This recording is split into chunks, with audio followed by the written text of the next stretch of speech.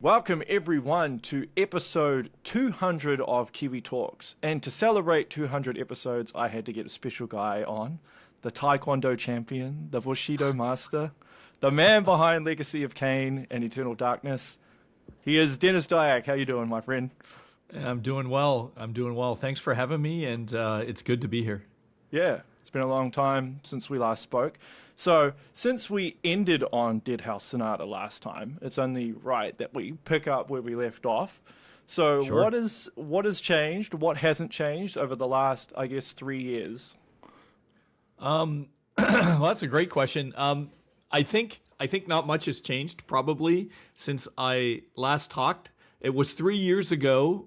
It would be fun to go back and listen to what I said previously, but let me sort of kick it off from the top for people who don't know anything about it.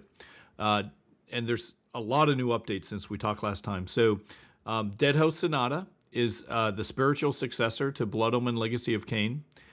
You play the undead fighting the living. And it is a action RPG with, I would say, three interesting facets that really separate it from everything. I don't know if I would have talked about this stuff 3 years ago. I probably didn't. But the first thing is that we have a tarot card skill system.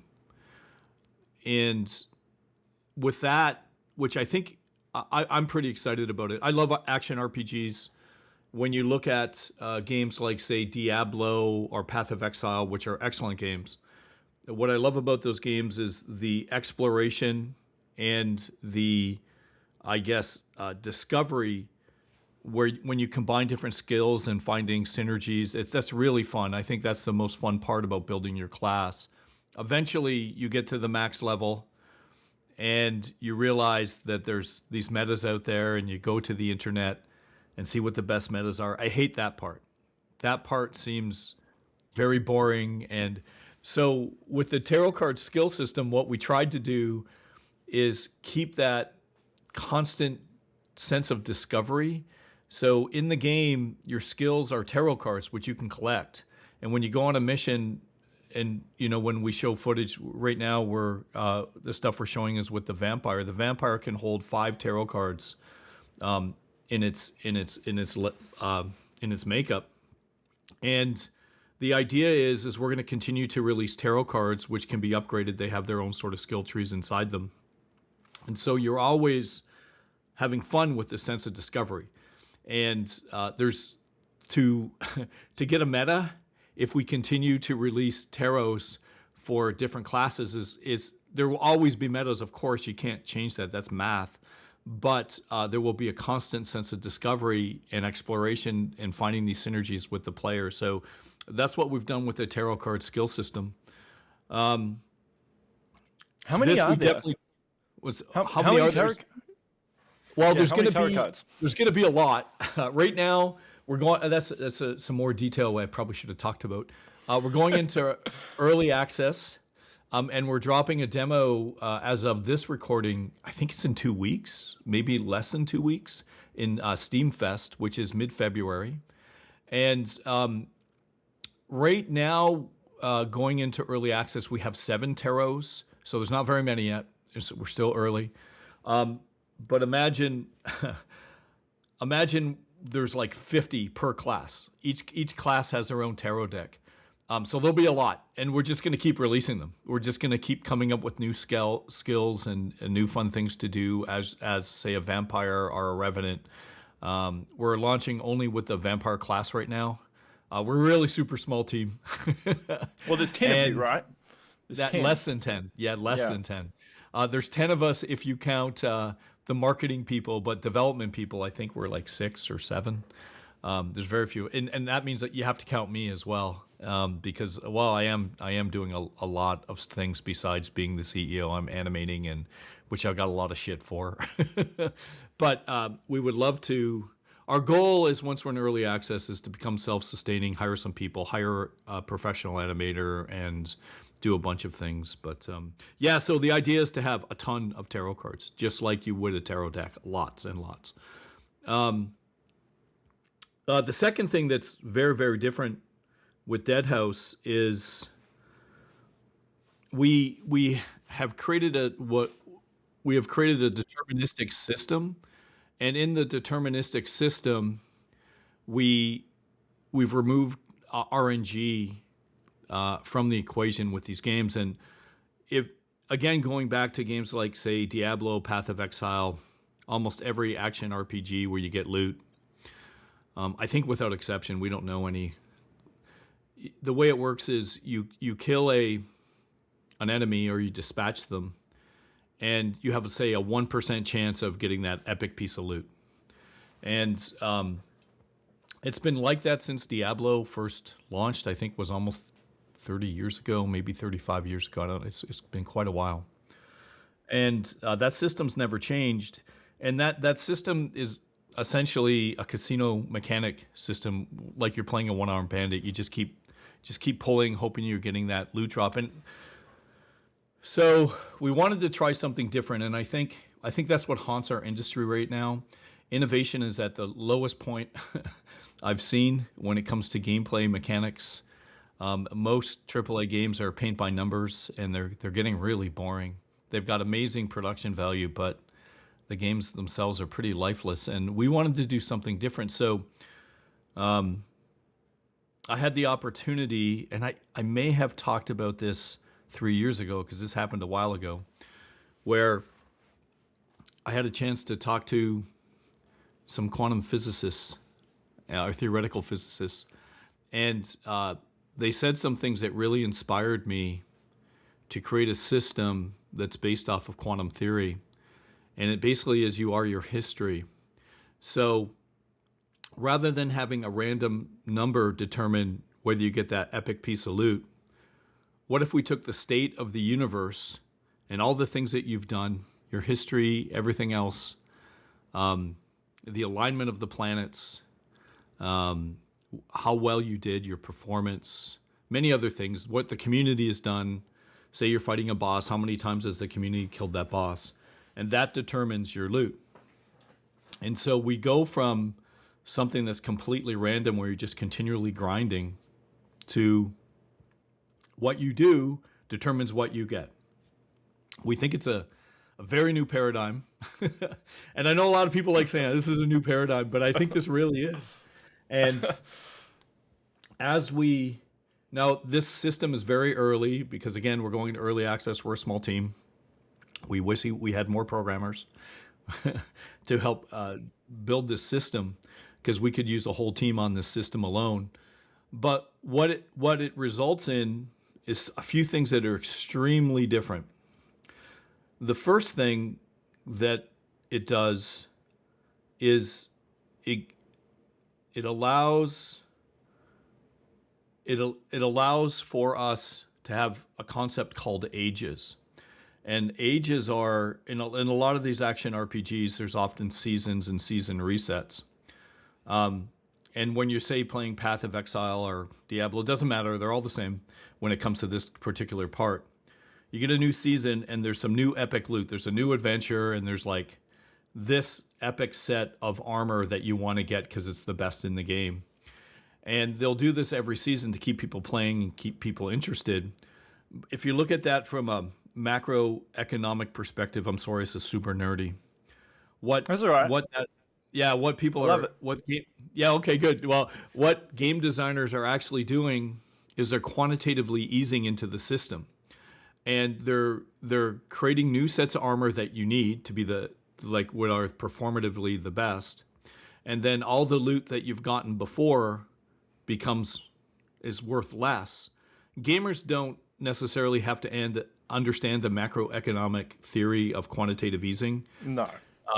It's what causes inflation, everyone, and it's why your dollar is worth less, and it's why we are all very unhappy and poorer every day. Yes. It's like it's an invisible tax. But getting away from the politics, it's what gamers know as the grind. Yeah. That constant grind where you get tired, you're just like, man, really? I have to do that again? So what this system does is it removes that. And in fact, it allows players to determine what the best loot is. And what we start doing is we start layering history instead of having to reset things. you can just build upon what other players have done, and it gets rid of that grind. The other thing that it does, and we're not there yet in the system, there's a lot of work to do, but because it's all based upon your history, every piece of loot is theoretically different. Everyone's different, and you don't get the same. There's certainly going to be loot that's worth more than others, but because it's based upon your actions, it's got these identifiable traits that that you put into it. And there's a bunch of theories why this is super helpful, but the one that I like to equate the most is, if you were to ask me what my favorite game was and why I like that game, it's not going to be because of the game mechanics, though I think that plays part of it. It's going to be times where I give you memories of what I did and what I enjoyed about that game and that how I felt during that moment. And in a sense, we're bottling up memories and using those memories as mechanics to make things worth value. And in the real world, and I like using this analogy, if I was to buy a sword, a famous samurai sword from Miyamoto Musashi, who's considered the sword saint, wrote the Book of Five Rings, most famous samurai, won 50 battles to the death. It wouldn't be because I wouldn't want that sword because how it was made. I think that would be part of it. Yeah, it's a real samurai sword. I'm sure it's built well. But it would be because of the history and who actually used it, why I would want it. So we're creating a system that's built around that. And we think that's going to make a difference in the game. So as I said earlier, early access. So I'm trying to downplay. I want to make sure people understand that we're taking steps towards this system. So we're doing that. And then the last thing, just a quick, I'll let you go on in a second. I just want to say this sounds incredibly complex to program. Yes, it is. Yeah, it's very different. We've been working on it for a long time, and it's both a curse and a blessing. So in between Silicon Knights and Apocalypse, I guess there's about a 10-year period, where I explored some things, but not really seriously diving into games until really, really, starting up Apocalypse, which is 8 years old now, which is incredible. Time flies. I can't even believe it's 8 years. And so we've been working on Deadhaus for a while. Not all of those 8 years. We were trying out different engines, and we did some side projects and stuff. But one of the positive things about taking a break was that it allowed me to sort of sit back and look at it and say, if we're going to do something, let's do something totally different. Let's go outside of the box. Let's try to do something that makes a positive change for the industry. And I hope that it does that for gamers. It gives them something different. And when you see the game and you see videos, you can see this one thing that's called the celestial clock, and it simulates everything in the solar system, in the universe, essentially.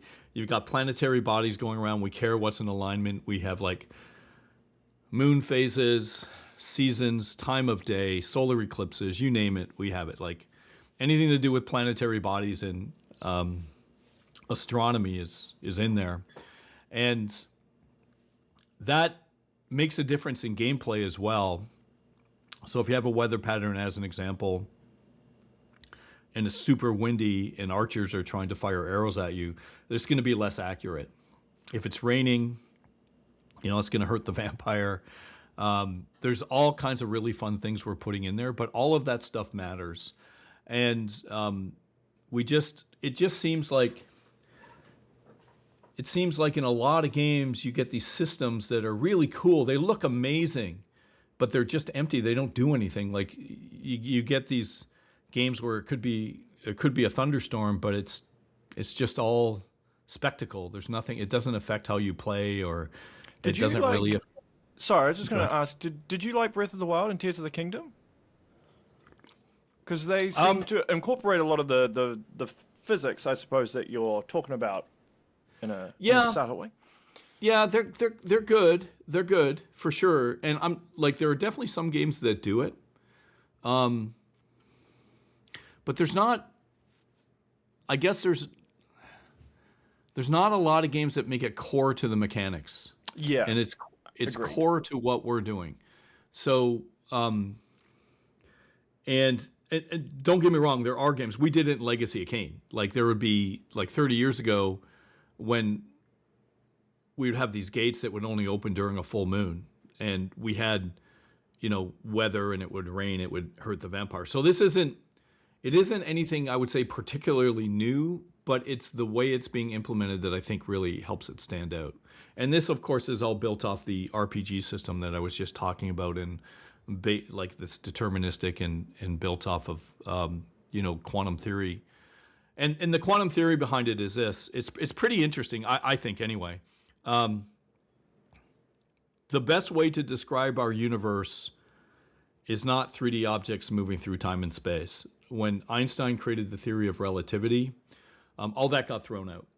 And the best way to describe our universe today and say this podcast that we're doing is all the things that I've done to date, all the games that I've made, the podcast that we did 3 years ago, everything that I've done up until this moment, all my history that get me to in this room to be here right now with you. And the same with you. All the things that you've done, all the podcasts that you've done, all the games that you've played, like mentioning like Breath of the Wild and all those kind of things coming in right now, that best describes you. And the best way to describe our universe is us talking and all of our histories combining into this moment. And that's kind of the theory of what we're working for towards Deadhaus. So that's the second thing. And it sounds very ambitious. It is. Yes. So I really, really hope you're able to pull it off, because it sounds like it would be very much a challenge from a programming standpoint. Yeah. Yeah. That would be the hardest part, I would think. Well, it's challenging from a conceptual standpoint as well. It took us a long time to think about how to do these systems. Because it's just not a normal way. It's not a common way of thinking about video games. And if you look at the old way of doing things, and I'm not saying it's bad, it's just the traditional way maybe is a better way of saying it, but the old traditional way of you kill an enemy and you just call an RNG and that's it. And if you're below 1%, you get your piece of loot. Where that's not what we do. We track a whole pile of things and we say, this is your loot. From a player standpoint, the great thing is they can ignore most of it. It's just go on a quest and do X. And all the ways that you got to X and to that goal will determine what you get. So from a player standpoint, unless they start trying to reverse engineer the system, then it gets pretty complicated. But which is fun. We've had many players in our community in our Discord playing the build and giving us feedback on it for about a year now. And what we found is we started coming up with names with what we're doing. Gamers just started calling them quests. And we're like, okay, yeah, they are quests.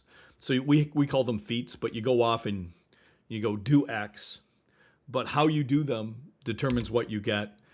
And we found that they tried to start reverse engineering, like what goes into this, and how to try to get the best loot. But again, the system's really early. We've got a long way to go, so I don't want to build up too much hype for it, but it is different. And thinking about that perspective has been a challenge for the team for sure. And there are times when some of the people on the team are just like, dude, whatever. You and Yuri just go off and tell us what we're doing here. So, which is good. And sometimes it breaks our brains too. But it's if it was easy, it almost wouldn't be worth doing. So I'm excited about that. Okay, and finally the last thing, I've been talking about probably Deadhaus for way too long now, but I am excited about it. Part of that system that I described is we call eternity. And this is also extremely ambitious. We started thinking about this years ago before it became well known, and what Eternity does. Not only does it keep track of these things about players and things like that, but it also provides us with a system that theoretically will allow the game to, go on forever. And it's sort of a solution to stop killing games. And we have given enough time and enough resources, and assuming the project's successful, hopefully we can get enough people playing the game. The idea is that slowly over time we give the game to the community, and we provide this infrastructure where not only do they take creative control. Say 50 years from now, when I'm long dead, they will not only take creative control, but they take control of everything. The IP. If the game's making $200 million a year, they get control of that. And we looked at it back in the day when we first started at Apocalypse, and this was back when you could actually have a buy button on Steam. And a lot of people did not realize they were hitting that buy button, but they weren't buying anything. They were only getting a license that as long as Steam was around, they could get that game. And I remember thinking about it going, they're not really buying anything here. And people don't understand that if Steam goes down, and very much like me, Gabe is not immortal. I love what he's doing with Steam. I think he's done great things for the industry, but he's going to die. So am I. That's what happens when you get older. When you're a young game designer, you don't think about these things. But as you get older, so we started thinking about, well, what can we do to solve this problem? And we already had been down the road on the whole idea of history and ages. So we start in a sense, it's like a big data profile on who really likes the game. And if you look at it from that standpoint, who's better to usher the future of a game besides those who love it and care for it? The gamers. So we were like, let's create a system that slowly hands it off to the gamers over time. So if they want to continue to play it and love it, they're the best ones to usher in its future. Certainly, I think as we've seen, it's not necessarily companies who 10, 20 years when the original creators are gone, that's watching the franchises or IPs go to hell. So so that's the third thing we're doing. We're building in infrastructure to hand the game off to gamers and to give it to gamers, literally give it to them. And not only creative control, but financial control, everything. That's sort of the end goal. So if people are going to put in tons of time and they love the game, it will be theirs, or eventually hand it off to their children or whatever. Right. Because the idea with Eternity is the game will live for eternity. So anyway, those are the three big things. I can't remember what I talked about last time, but these are sort of the main. They're really big, I know, and we're a really small team, so we've got big hearts, and hopefully we can get above the noise to get people's attention on it, to support us as we develop these systems. They're not typical systems. We don't have the luxury of looking back at past games and this is how they've done it, especially with some of these systems. Even the tarot card system, which I would call an evolution of skill systems, I haven't seen that anywhere. Maybe it exists somewhere, but all the other things like the deterministic systems and Eternity are very, very, very, very different. So we're breaking sort of new ground. So sorry about all these beeps. That's all right. I was like wondering if it was me for a second. I was like, "What's that?" No. Let me turn off. Let me turn it off here just for a second. That's Telegram. I'll just quit it for now so that doesn't happen. That's right. It's really close to DICE, which is a conference in Las Vegas, and it's where a lot of the C-level people for companies are going. It starts on Monday or Tuesday, so it's like 3 or 4 days away. So everyone's sending me messages like, let's get together, and so it's in Vegas. So you can, Yeah. Well, I don't know if I'm that popular, but I do have a few friends, and they do like to meet up. So Yeah. my apologies. That's all right. That's all right. I was just gonna ask, you're using Unreal Engine 5? Correct. Were you using Unreal Engine 5 when I spoke to you 3 years ago? No, No. I didn't think so. No, No. Which engine were you originally using? Well, that's a good question. There's a long answer to that. We started on, I guess we really started with Crytek, Okay, and then from Crytek we went to Lumberyard, right. and then from Lumberyard we went to Open 3DE, and we worked on that with Amazon for a while. That's an Wow. open source engine now. Okay. And then from there we went to Unity. And then from Unity we went to Unreal 5. So why did you change engines so much? We wanted an engine to do all the things we're doing, and we were looking for something that would support all of the things that we want to do. And back a long time ago, Crytek was really leading edge for a while. But it was just starting to fall at that point, I would say, from grace. Not from grace, but it's just not used by too many people. And we started seeing the support die off for it. But then, Amazon bought the code for Crytek, and they launched Lumberyard. So we thought there would be some promise there, which eventually became Open 3DE. And the engine is excellent. It's open source, but it's just not developed enough, in our opinion. So then we went to Unity because we had heard that, and we did some early sort of investigation. The marketplace there could help us a lot because we're a small team. We're totally independent, self-funded. And we thought, the marketplace is going to be really able to help us. A lot of indie devs used Unity. And then over time, we started talking to people about what we were doing, and they were like, have you looked at Unreal? It does a lot of the stuff that why build some of this stuff when, it's already kind of built in Unreal? And so we looked at Unreal 5, and sure enough, they were right. And so we did the switch. It was super quiet. We didn't make any announcements on it.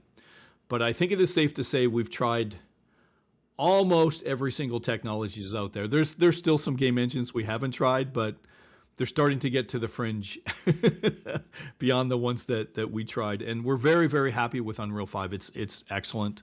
It's allowing us to do things that, I don't think we could be where we are right now without it. It's very strong. It's very good. So we're very happy. So that was a long road. That was a long and winding road. How's the optimization with that sort of stuff? Because there's a bit of a divide in, I suppose, the gaming community, because a lot of Unreal Engine 5 games are badly optimized. So I'm just curious as to your experience with the engine, and why do you think this seems to be a problem that other developers are having with it? Sure. So I think that the second part of your question is easy to answer. The first part's a little more challenging. So we haven't done a ton of optimization yet. Let me answer the first part. But we're getting there. We need to get there. The second part is most people that use Unreal have very large teams. And those very large teams have a lot of people who know one specific part of what they do. And this it's like a factory assembly line, and maybe this is an oversimplification, and I'm not trying to be critical here. I'm just making an analogy to explain this situation. There is an artist that all they do are blades of grass. Oh yeah, and they 100%. optimize for the blades of grass, but they have no idea what's happening in the other systems. And when you have 200, 300, maybe 1,000 people working on these systems, they're all going in their own directions, and they're all doing whatever they can to make the game the best. And to have technological oversight of all of these things is very difficult. And a lot of these teams they have some very experienced people, but a lot of them are not that experienced. They're coming in with 2 to 5 years. And I've been in the industry now for 35 years, built my own engines. And at the end of the day, optimization is really hard. And when you have an all-round engine, say like Unreal 5, it's going to be good at everything. But if you're going to make a racing game versus an open world RPG versus, I don't know, a 2D game, the optimizations are extremely different. And you have to know your game to get in there and optimize it. And the sad reality of the video game industry right now is it's in such poor shape that most companies don't even have time to optimize. The game's working, they ship it. And it gets out there, and it's just they haven't spent any time optimizing it, and it runs like hell. And I don't think, I'm actually very positive. It's not the engine's fault. It's actually the state of the industry. The industry, since we talked last, there's been a few black swan events, and also what I would call an extinction level event as well. And the ramifications of the extinction level event are still happening, but a lot of my colleagues are gone, and a lot of the money that used to be in the industry is gone. And we're going to continue to see, I think, over the next 2 to 3 years, maybe 4 years, a lot of the relics of the mistakes that were made before continue to happen until a lot of that gets fixed up. But what it means is, if you're going to optimize a game, you're not putting in any content, and all you're doing is trying to make it run faster and be better. There's a lot of people who think that's not worth it to do. Just put more content in and, get people excited about about all the new stuff in the game, and forget optimization. So my opinion is it's definitely not the engine's fault. It's more the state of the industry. And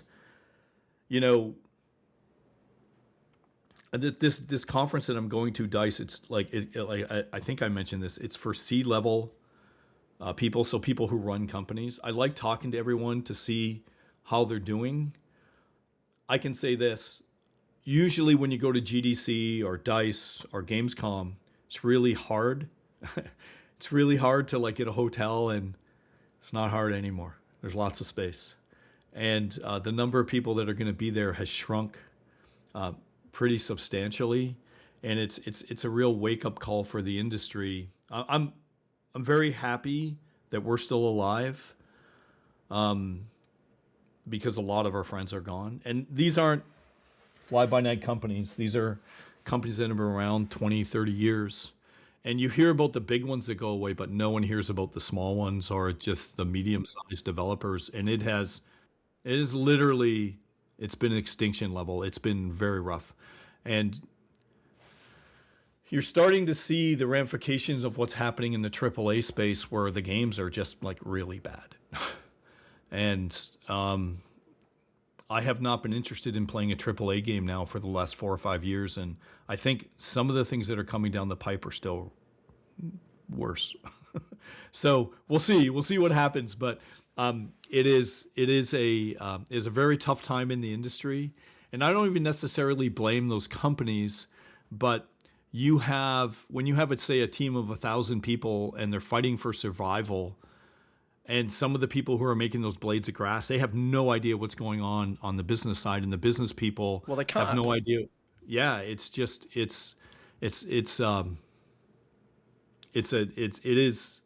terrifying for a lot of people. So there's a lot of big changes happening. I think eventually we'll come out of it very strong, but right now it's very tough. So where do you think GTA 6 plays into this? Because this is going to be the biggest entertainment launch of all time, right? And apparently it's supposed to revigorate the industry, and everyone's kind of, in some ways they're celebrating it, but obviously game developers are scared at the same time because they don't want to launch anywhere near it. So yeah, I predicting something specifically like that's very tough. I can tell you how I feel about it, and this is my own personal feelings. I just don't care. It's not moving the needle for me at all. Am I interested in looking at it? Maybe. It's the sixth one in a series where I kind of. The last two were pretty good. I think I liked Red Dead Redemption say more, but one or two? Just which one? Red Dead Redemption 2 or Red Dead Redemption yeah, 1? I think the second one. The second one is yeah. And the sort of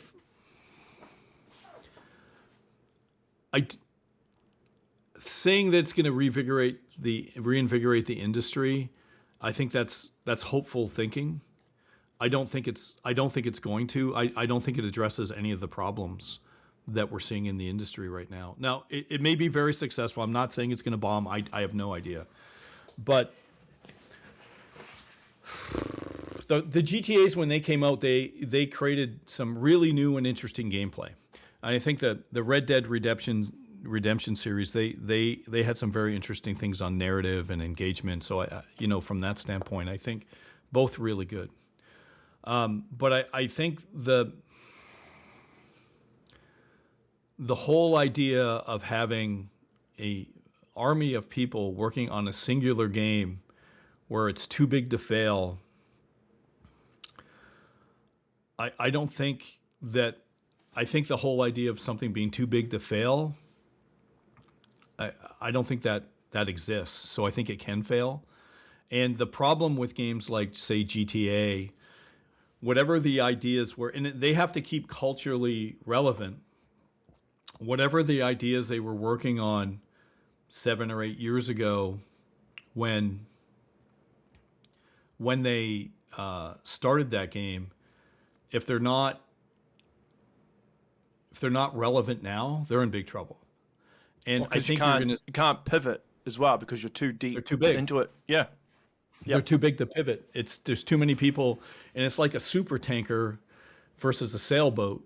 A sailboat can turn quickly, but a super tanker can't. And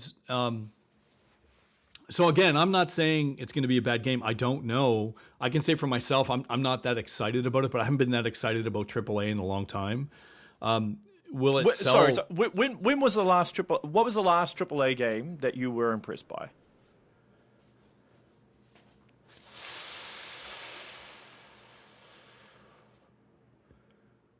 That I was impressed by. Yeah. What's the last AAA game that you really enjoyed? Like, how long do you have to go back? Long time. Maybe before Apocalypse. Here's a question. Maybe before. So, Eternal Darkness was heavily inspired by Resident Evil, right? Because you loved the original Resident Evil. What do you feel Correct. about the Resident Evil games these days? I haven't played them. Oh! Yeah, so... Well, look, you only have so much time, so it's understandable. Yeah, so let me sort of elaborate on what you're saying. So Resident Evil 2 was one of my most favorite games of all time. Yes. And before I was oh geez, I'm gonna have to quit out of this too. Sorry. That's all right. Give me a. Oh, it keeps going. Plenty of time. Yeah. So what I liked about Resident Evil 2 was when you got to play, other characters from a different perspective, where they're going through the same levels, but it showed you something totally different, and I was blown away by that. And we were actually pitching a different game to Nintendo at the time.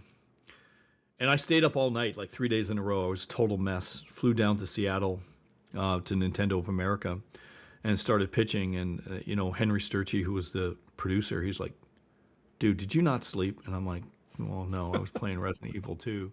And then we started talking about Resident Evil 2, how great it was. And, right there at the moment, he goes, you look like hell. You can't pitch. I was like, yeah, probably not. It was probably kind of dumb, but I was really, I was younger back then. And he and I started talking about, what if we were to do a horror game? But when you're with Nintendo, and I agree with this, whether we're with Nintendo or not, is you don't want to do another Resident Evil game. First of all, they're doing Resident Evil very well. You're not going to beat them at their own game. No. But you don't. Why do that? Why do another game like it? So we wanted to do something different in a similar genre. And I remember when we started talking about Lovecraft and having multiple characters. I was big into, TV series like Babylon 5 with a non-traditional story construction where there's not a 3-arc narrative, and like with Aristotle's Poetics, we did the same with Legacy of Kain. We didn't follow the Aristotle's 3-act structure, which I think most people do. Hollywood follows it, but for me, oh yeah, for sure. Yeah, I see that, and I can tell. You can often guess, like if it's a mystery or a thriller, who the killer is by the first act, because you have to introduce them. There's all these formulas. Anyway, it gets boring for me. So when we created Eternal Darkness, we wanted to make sure it was different, and so we had to really think about it a lot. And I believe, I don't think I've ever talked about this. I think we actually created the psychological horror genre by that. I don't think anyone used that term, and I remember Nintendo asking me, "Is this a survival horror?" And me just responding, going, "No, this is a psychological horror. It's with Lovecraft, and we do things with your mind." And they're like, "Oh, that's a really cool it's a really cool, catchy saying." And I think after that, like the movie genre certainly picked up on it. Now there's psychological horrors everywhere. But I think we coined it back then. It was a long time ago now. It was long. That's like 2000. So yeah, 20. It goes way back. Anyway, I don't know if that's true. I think it's true, but oh no, did I miss another one? I did. Sorry. That's all right. I'm going to keep closing these tabs till I stop getting these alerts. Okay. You know what it's like to have a lot of tabs open. So. Oh yeah, for sure. I know firsthand. Yeah. Because that's pretty interesting. Like how you've come up with all these different original concepts.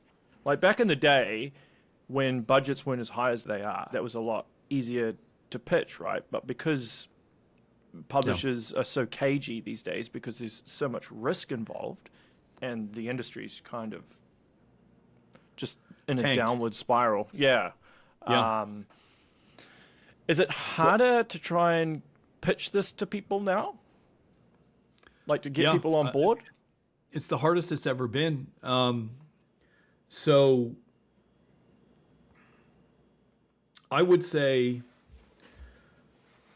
so what you used to be able to do was come up with a design document and pitch your idea. Those days are long over.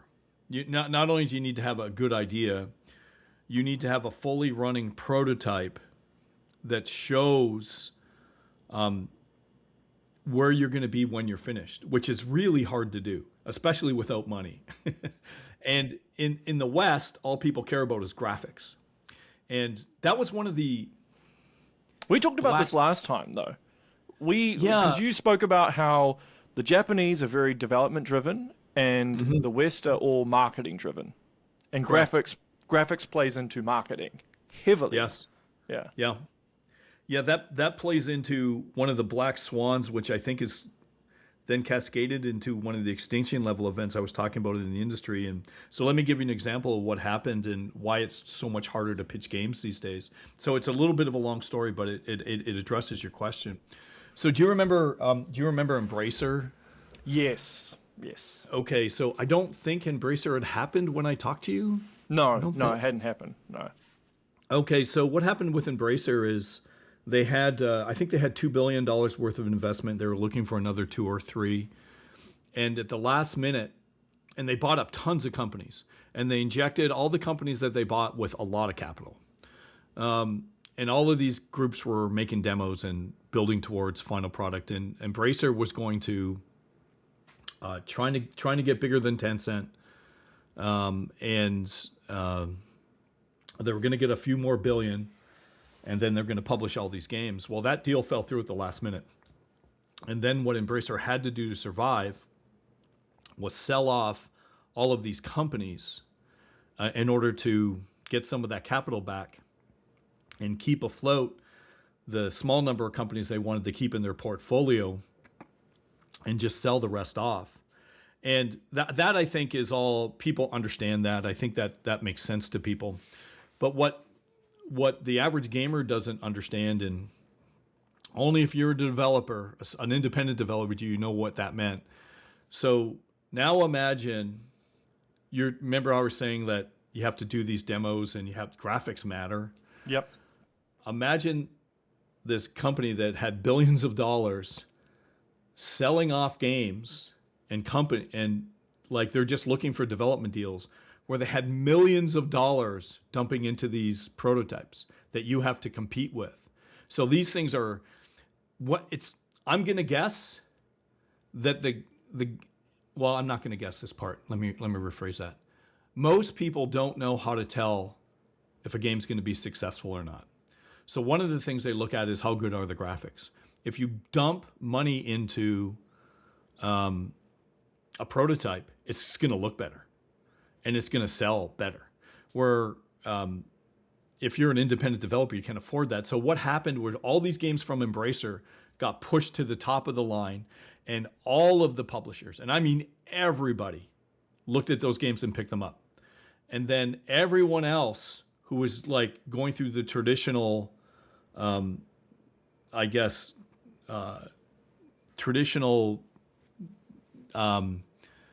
to think of the right name. Traditional model pipeline, pipeline of pitching demos all got pushed to the back. And it got pushed so far back that most of them died. Right? People just started dying because they couldn't get money fast enough. All the slots were getting filled up. And so that was really bad for the industry. And the crazy thing is, it's not clear if those, it's not, well, actually, I don't think, it's not clear if those games are any better. They just looked better. And it really emphasizes where I think we are with AAA. And where you'll get a game that just looks phenomenal, but it's soulless and it's not that great. And one of the, I don't know if we talked about, did we talk about the Treehouse last time? I can't remember. No, we didn't. Okay, so Nintendo's got this amazing way, well, they used to anyway. I don't know if they still do it. But they have this amazing, they may be, but maybe not, because I've seen the Treehouse start doing press and PR, which is not great, in my opinion, but that's another story. Okay. So when we were working on Eternal Darkness, you know, we created all these documents, and so past that last stage where we're like, we're going to do this again, we're going to use Lovecraft, and we had a prototype together. It was amazing. Everyone loved it at Nintendo of America, and I remember, you know, talking to Henry, and he's like, okay, now we got to put it through the Treehouse. And I'm like, what's the Treehouse? I didn't even know what the Treehouse was. And he's like, oh, well, their job is to review games. And be prepared, they're not going to like it. And I'm like, what do you mean? They're brutal. They're brutal on everything. They don't like anything. They're super hypercritical, but that's okay. We can deal with it. And I remember the way he said that. It didn't give me confidence, right? Well, and I was like, well, not. what if we do really bad? And it's like, oh, they'll cancel the game. And I was like, what? And it's like, okay, how do I talk to these people from the Treehouse? And he's like, you're not allowed to talk to them. And I'm like, what? He goes, I don't even think I'm allowed to tell you who they are. And I was like, whoa. And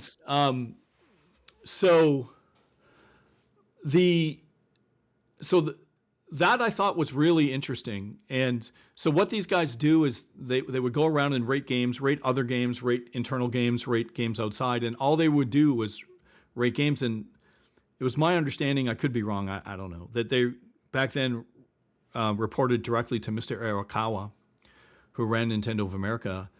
And they were like these alien gods that no one could touch. They didn't answer to anyone. They just played games and rated games, and they just didn't give a shit at all, right? And as I, you know, post Nintendo and as I've been out in the industry, I kept thinking about that.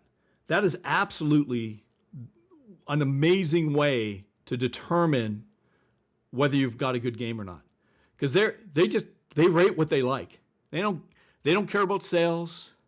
They don't care about what the company objectives are. They don't have to meet a year end. I don't know what got their bonuses or anything like that. All I know is they didn't answer to anyone, and everyone was terrified of them. And what I saw from that is Nintendo generally picked good games because they would go through that process better than most groups. It's not foolproof, of course, but it's much better. I talk to a lot of groups these days, and they're evaluating things, and they're like, we play the games. A lot of groups don't play the games, which is terrifying and horrifying. But I would say 80% of all the people who select games don't play them. They don't play games at all. They have all these other check marks and all these other things. Yeah, that sounds about right. Yeah, and so they tend to pick things that just aren't going to be successful. So out of the gate, they're looking at you wonder why some of these groups have a less than 1% success rate, and that's why. And so at least with Nintendo, you get this group that will give it a rating, and they'll say they think this is pretty good. And ironically, for Nintendo, back for Eternal Darkness, we had the highest rating of all time. I was blown away. Everyone was blown away. No one could believe it. And then that's when Nintendo invested in Silicon Knights. They liked Eternal Darkness so much. And so that was great. What started off as terrifying turned into this, fantastic thing. But now if you look at, say, a game like Deadhaus Sonata, the way that people generally predict things is through marketing. Well, they'll say, well, if it's got this feature, we can sell this many units, and here's why. And then make these projections off of past games and past histories. Like Grand Theft Auto is going to be the most successful game of all time, and it's going to reinvigorate the industry because the past ones did. Okay, that's why they say those things. But it's not a guarantee. But if you're doing something outside of the box, where there's no predictive measures, when we say something like, yeah, we're going to do this deterministic loot system that's based off of quantum mechanics, people are like, what? Or then you say, well, we've got this tarot card loot system, our tarot card skill system, because that part where you're playing an RPG and you love the middle part, but the end part, you have to go to the metas and it kind of sucks. Well, these people don't play games, so you might as well be speaking a different language to them. It's a waste of time. Or if they do play games and they do get what you're saying, they're often biased by, okay, they're the ones selecting, so they have to know what the objectives are of the company, and maybe this doesn't align with that or this, and they get biased or they get thrown off. They don't have this group out there that just mercilessly says, this game is good, this game is not. And, and if someone wants to say, well, we're going to greenlight this game even though it's not good because it fits in this genre, and my producer says we need to fill this pipe for this area because that's what we want as a publisher, that's on them. That is a really good way to do it. But the problem is most industry doesn't have that.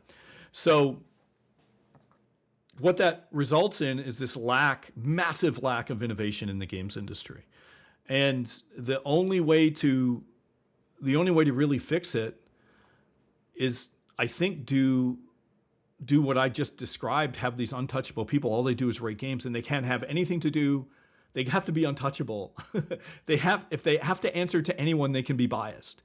And so I think that part's really cool.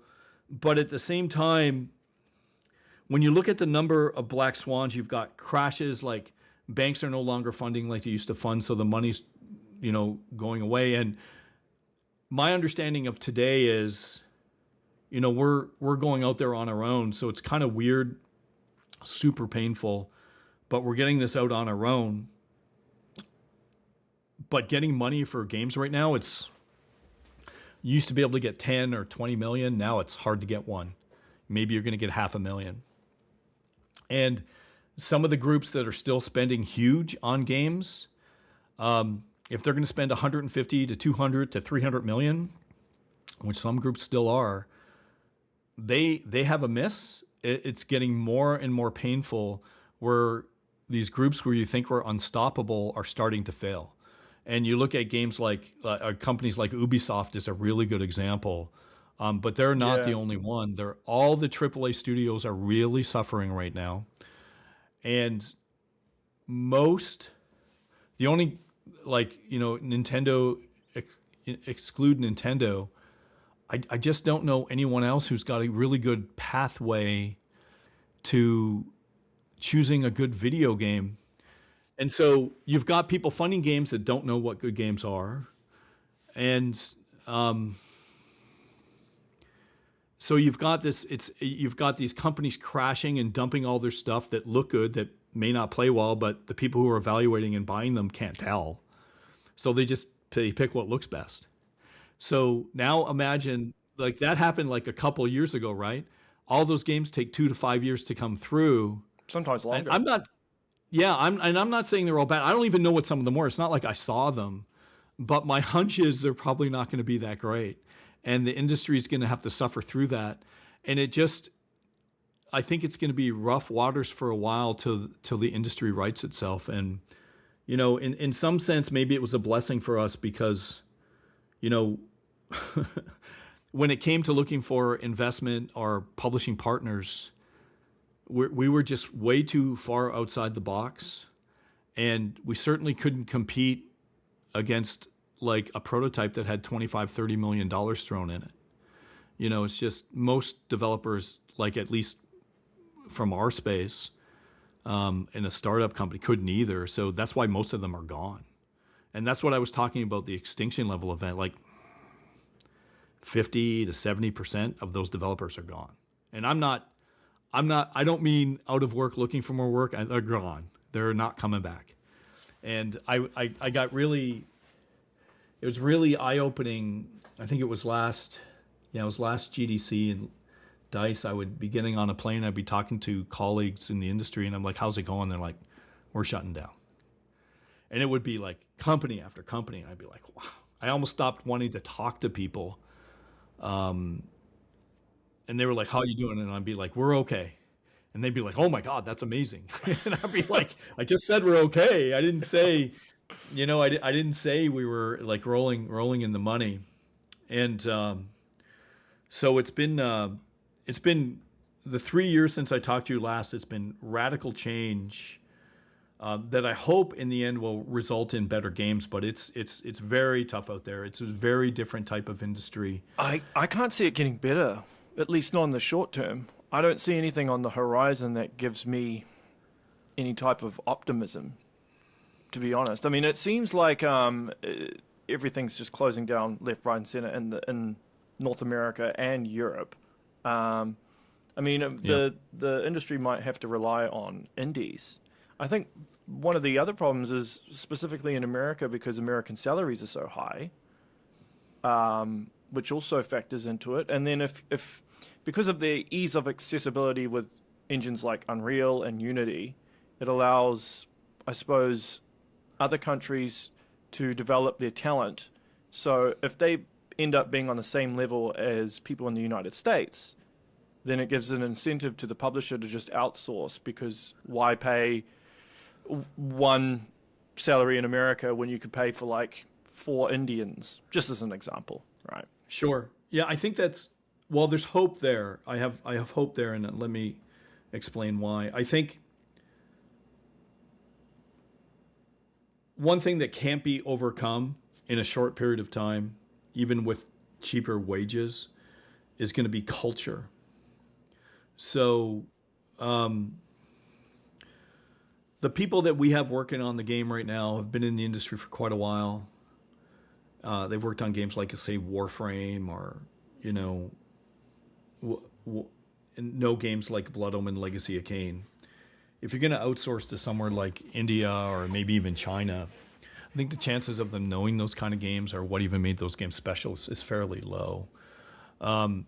So that's not going to be overcome quickly. So that's going to take a generation for them to catch up on. Doesn't matter how cheap they are. So now, are they cheaper, and are they doing other things, and are they making an impact? Oh, for sure. I do 100% agree with what you're saying on the indie scene. And I think from a perspective, I think indie, in a sense, is really going to bring us through this. I think the last statistics I saw were indie is anywhere between 45 to 50% of all game sales on Steam now, which is good. You know, you go back like 7 or 8 years, it was like 5 or 10%. So that's a really good improvement. But How can you? I think, Yeah, sorry. go ahead. You keep going. No. I was just going to say, how are you supposed to expect game developers to develop a game though when their morale and energy is low? Specifically, like if we're talking about layoffs, right? Because there's so much of them, right? So if I'm just trying to put myself in the space of a developer here, you don't have any security at all, right? Especially when you've got like all these companies that are just trying to appease shareholders. I mean, part of the reason why I think Zelda and Mario are so consistent is because all the developers that worked on the first one are still there.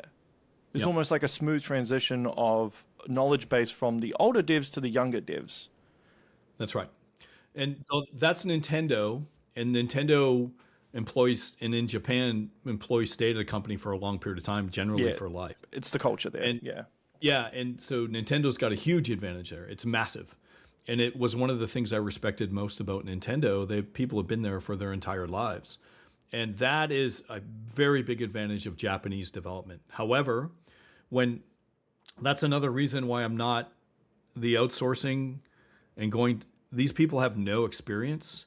So if you're gonna put some group in India and you put 10,000 people against a team that's being run by Mr. Miyamoto, who's worked with them for 50 years, it is very, very unlikely that team from India is going to come anywhere close to a game from Miyamoto-san. I agree. I just think that upper management and CEOs won't see it that way. Oh, they have no idea. But that's almost. I think that's almost. Geez, I don't want to come across too negatively because I love the video game industry, but I think Darwinism is the key. And Darwinism is going to get us through this because it's going to be great for people who love drama. So there's going to be a lot of spectacle over the next few years. People who are like, this company's crashing and burning, and they cover it for like 3 or 4 months and then go on to the next company that's crashing. I think we're going to see that for quite a while. So, and then there's like another thing that's happening, and we haven't even talked about AI yet. That is just another bubble that is incredibly misleading. And it's so so my background's in AI. I did a master's thesis in neural networks, and I put a learning neural network in a game in 1993 called Fantasy Empires. There's a game, it was 2 games before Legacy of Kain. It was my second game that I made. And I know AI very well. And all of the debate that's going on in AI it's almost meaningless. And I would like, let me ascribe it to sort of this. And I think this is I was thinking about it because it's all the hot topic. A lot of people ask me about AI. And Blade Runner is one of my favorite movies of all time. I love Ridley Scott. He's one of my favorite directors. But Blade Runner, almost a perfect movie in my eyes.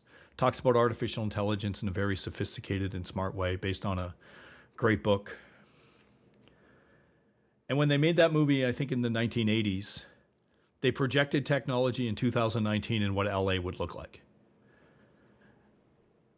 And LA looks nothing like that. Yeah, that's true. Right? And where we think technology is going to take us is almost always wrong. And so people are looking at AI. There's a couple things right now. A lot of people are panicking about AI. There's no reason to panic. There's none. A lot of people think that AI is an unethical technology. I think a technology is a technology, and you can use it ethically or unethically. None of that's going to change. It's the people behind the technology, not the technology itself. But you're seeing a lot of companies right now laying people off because they're going to replace people with AI. Yeah, Microsoft. That is awesome Darwinism. It's awesome Darwinism. It's so if they're using it as an excuse to lay off people to increase their bottom line and they're lying about it, fine. Maybe that's not Darwinism. But if they actually think they're going to replace people with AI, then I that is going to be some fun drama to watch as they just face plant and realize that entire silos, in their company are just going to explode because they have no people there anymore that they thought they could not need. So it's just, and even a lot of people are asking me, what do you think about these shortages? All these GPUs being bought out. Oh, yeah. Bought up right now and hoarded. I think that in the end result is maybe by the end of this year or by the end of mid next year, all these companies are going to realize they don't have the power and infrastructure to use all these GPUs and CPUs they purchased and hoarded. So we're going to be able to buy them for $1 a piece, as long as you can drive there, because they can't afford the shipping to ship you those GPUs because they're too heavy. So you have to go and pick them up yourself, but you'll get them really cheaply. I just think it's even the companies who are betting all these ideas on AI are, not everyone. There's some very smart and sophisticated people, but most people have no idea about AI. And this sort of moral panic in the games industry about whether using AI is ethical or not. It's a tool, isn't it? It just depends. What's that? It's a tool, just as you said. It is a tool. Yep, that's all it is a tool. Yeah, it's like I would say to even define what AI is, most people can't. And so would you say a Photoshop fill is an AI? I think that's arguable, and the answer is yes. You could probably call it AI because it's taking a lot of work away and it's doing things automatically for you. And I remember thinking about all the stuff on Steam and whether you're using AI or not. It's like everyone uses AI. And I remember looking at that disclosure and I was like, it's impossible to say no to this. And yet a lot of people were saying no because because AI is not popular. There's a negative association to that word. Well, those two letters. Yeah, and people call it slop and stealing and theft and all of this stuff. And the problem is, so Steam recently changed it, which, happy to talk about that in a bit. But before then, everyone had to use AI because it was built into compilers. It was built in, like, a long time ago, predictive programming at the micro level for GPUs and CPUs got taken away from people and moved to compilers. And that was definitely AI. And no one complained about when the microprogrammers lost all their jobs, but so essentially anyone who said no previously to the update, I guess they might not have understood, but anyone who knows video games knows that everyone uses AI. It's part of the process. It's in every tool we have. It's in every editor. It's in it's in DaVinci. It's in all the Adobe products have them now. All the Unreal, Unity, they all use AI. So everybody uses AI. It's impossible not to now. So that ship left ages ago, years before anyone even knew what was happening. That ship sailed, and now people are all upset about people using AI, and it's like, it's so tough to survive. People are saying, use slower processes, be more inefficient. And it's just such a crazy world. But at the end of the day, more than anything else, what really makes me laugh is you really can't make a game with AI anyway, because it's not sophisticated enough to give you anything that's shippable in any meaningful way. It just doesn't work. We've had a lot of people come up to us and show us, hey, we're going to make these 3D models for in-game characters that you can do with AI. We looked at them. No chance. There's no way we're putting that stuff in our game. It's not even close. And, I guess just even recently, a couple weeks ago or whatever, Grok or someone released a new version of AI and all the video game stock dropped because anyone can make their own. I think it's Genie 3, I think it's called. Yeah. Somebody made, it was like a GTA, but they were in Greenland, walking around Greenland. And it looked good, But yeah, people panicked and stocks dropped everywhere. Not a game. It's not a game. And you don't have to worry. And on top of that, you can't copyright or trademark AI. Yeah. So, there's so many people are freaking out about all this stuff with AI, and it's going to be a long time before AI really starts replacing people. And even where I think one of the most vulnerable areas was, say, voice talent with voice actors, and they get really upset about it. You can tell the difference between an AI and a good voice actor. We use Deadhaus Sonata has 15 hours of voice acting. We've been doing the radio plays for many years now, and they're incorporated into the demo that we're going to release and into early access, and it's phenomenal voice acting. AI can't do that. It's just no way. It's no way. And we have places called like Oscarox, and very like we have gods called El Sabaoth, and an AI is not going to pronounce that right. It doesn't matter what you do. You can maybe play with it, but you can even put in the vowels after a while, but still not going to quite get the phonemes right. And you need a real person to really emphasize and do the proper voice acting. So we're very far away from even those groups of people being replaced. So if you want shitty, like robotic voices, and they're getting better for sure, but they're just not at the level of a professional voice actor. So AI is not really a thing that's going to impact the games industry that much. And I guess the last thing I'll talk about with it, and I find it very interesting, and I think I may have talked about this before, but I don't know. I'm a big fan of a lecture series or a book you can buy called The Real World of Technology. Really influenced my life back in the early 90s, and it was a Massey Hall lecture series done by someone called Ursula Franklin. She was a physicist, and she looked at the effects of technology on society. And she came up with these, what I would call universal axioms of how technology works, which most people, even to today, this is super old stuff, no one gets it. So most people think that technology saves you time, and that these AIs are going to save you time, reduce the number of people that you need to work on a project. That's why they're laying all these people off to you, saying AI is going to allow us to reduce the amount of people.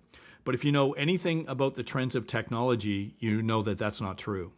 And the way that technology works, and I'll give a simple example, then we'll go on to current work with AI. So when I was younger, and I'm old now, this will date me a bit, but there was actually a time when I made games before the internet, or before the internet was big. And I could send a letter to you, and I would have to write it, put a stamp on it, and mail it to you. And the chances of me writing a letter and sending it to you more than once a year was close to zero. Maybe to do once every 5 years, because I didn't write letters very much. Then email came along. And now I write email all the time. I write 50, 60 emails a day. It's very efficient. I can fire 50 emails off, and you and I are communicating right now. And, you're in New Zealand, I'm in Canada, and this is amazing what we're doing. However,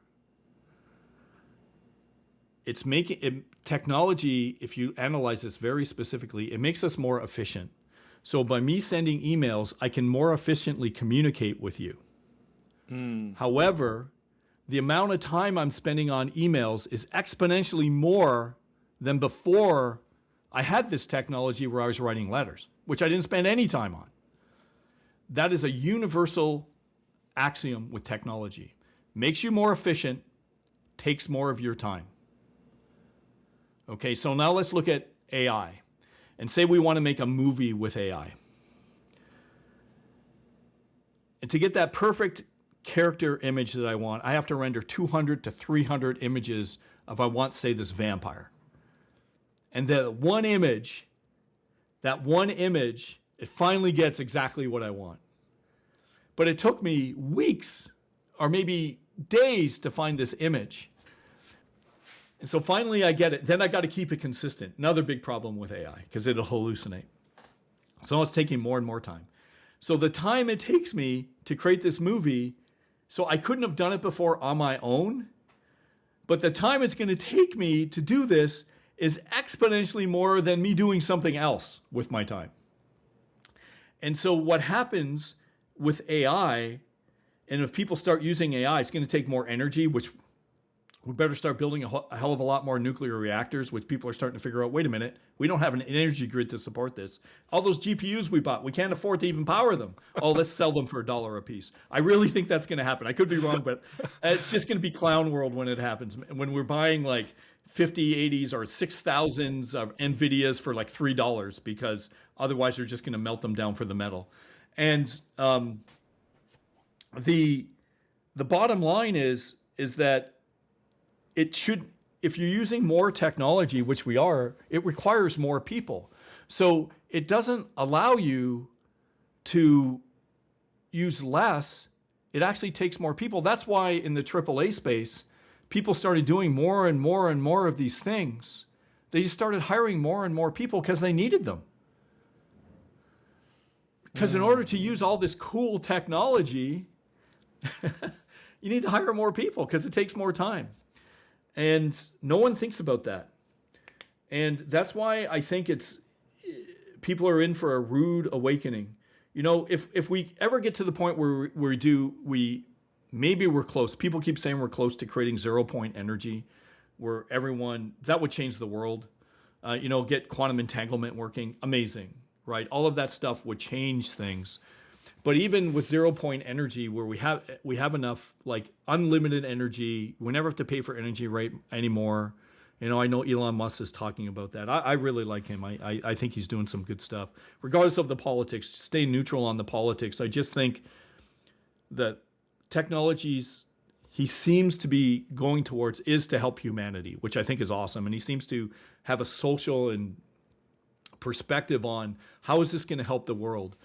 And that's kind of certainly in some small sense, that's why we're creating some of the things we're creating with Deadhaus Sonata and the Eternity system is I just want to give something to gamers before I'm gone.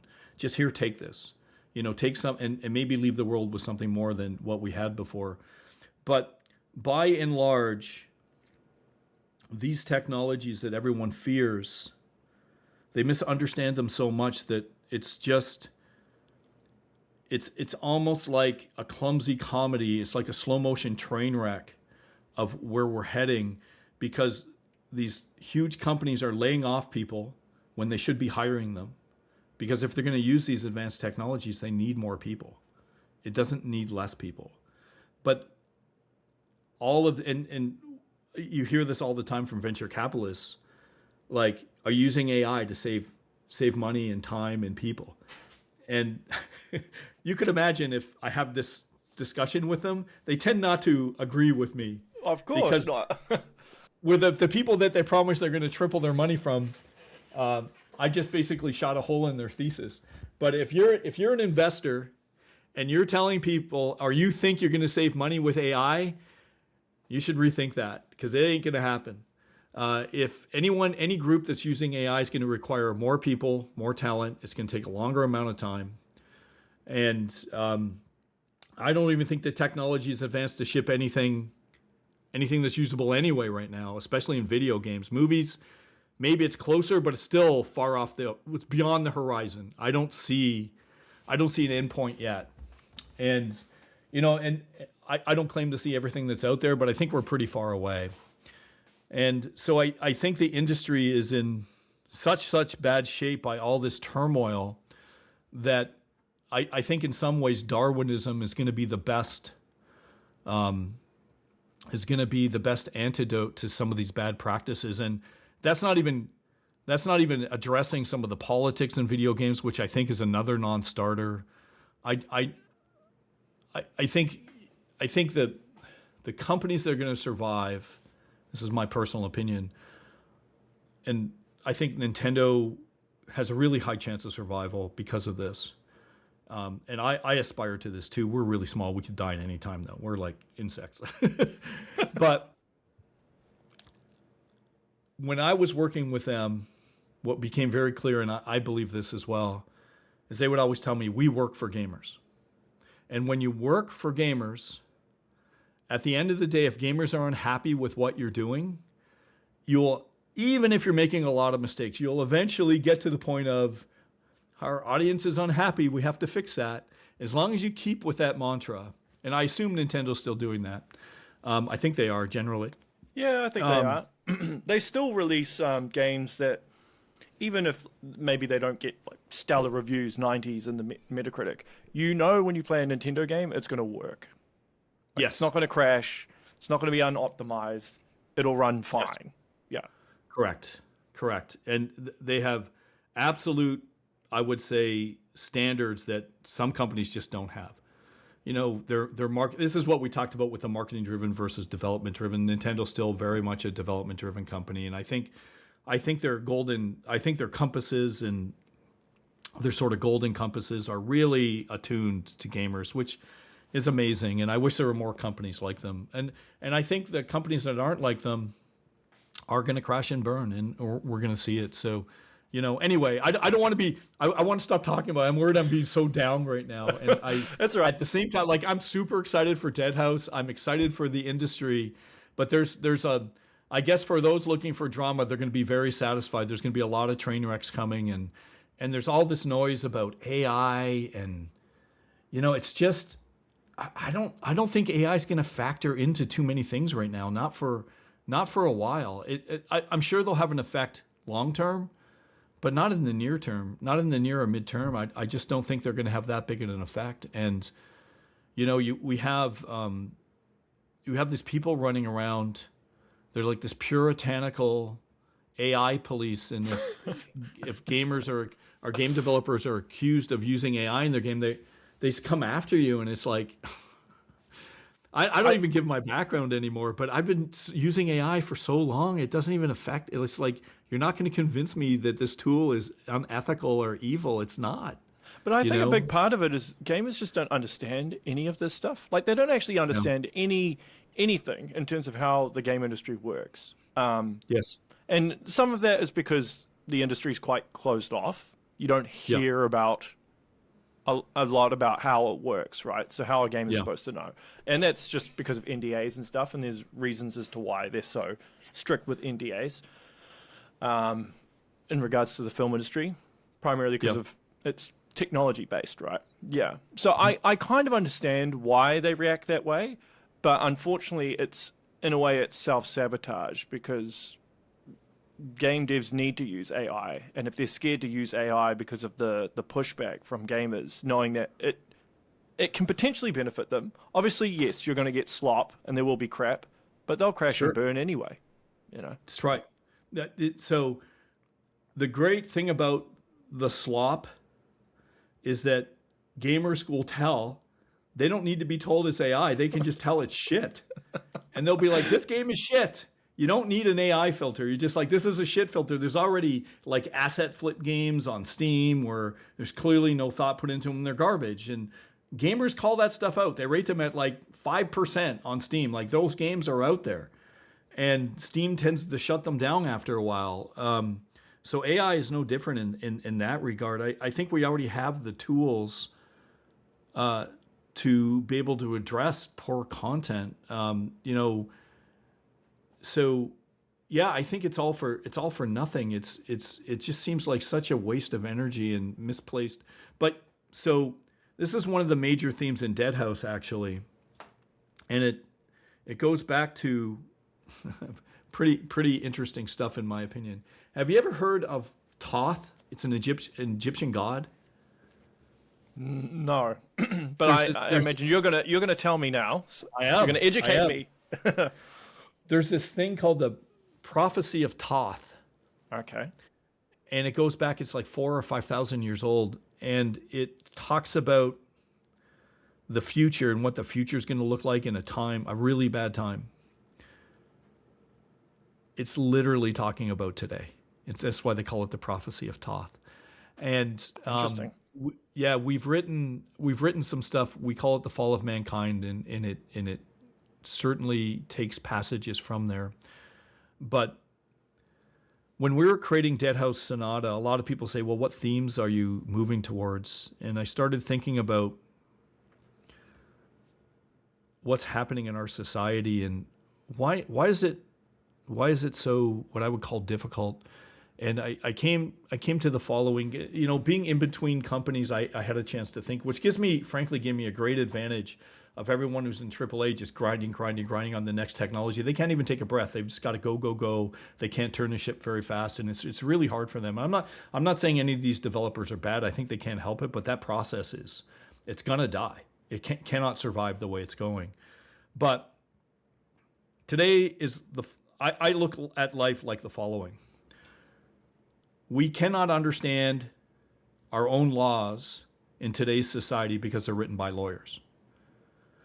We can't do our own taxes. We need accountants to do them because the tax codes are so complicated. We can't understand technology because it's advancing so fast. And I've got 2 degrees in computer science, and I don't even claim to come close to understanding one sliver of what's out there. And I'm blown away by quantum physics and all of these things, but I'm no expert in that. I just really like that stuff. I'm an enthusiast. Yeah. All of these. Sorry, go ahead. No. I was just going to say, yeah. I totally understand. Well, so think about it this way. All of these issues are cognitive complexities that are so burdensome that the average person can't deal with them. You can't understand them. It's not possible. If you're going to have a family and you want to have a happy life and you want to raise children and you want to go through life, to try to even come close to understanding these things is impossible. So you then get to the point where it becomes oppressive. And we can't understand with geopolitics what's happening in this part of the world. Why are these people acting this way? Or you get things like, why are people so angry about AI? And, we have these disclosures on Steam, which I think are performative theater. Everyone should just check off yes. Or you can lie and say, no, I don't use AI. But it's not informative. No one's being informed because they don't understand how AI works or what it's even doing. We're in this spot where it's the technologies and society has not advanced as much as our accounting or our computer science. And there's been no thought put into the humanity of what we're doing. And it just creates this really oppressive nature. And when I was thinking about this for Deadhaus, let's create a game where you're better off being dead than alive. And that's where it all started, me thinking about all of these concepts, because I would just watch people out there. And, I went through a pretty rough time when Silicon Knights went away. That was very hard for me. And I think that going through that took years for me to recover. But at the same time, I had a chance to take a breath and look around me and realize that I just wasn't alone and that people were suffering, but suffering in ways that society hadn't previously seen. And, back even in the 1950s, you'd maybe graduate high school, but you were guaranteed you could buy a house. You could have a family. You could get a job.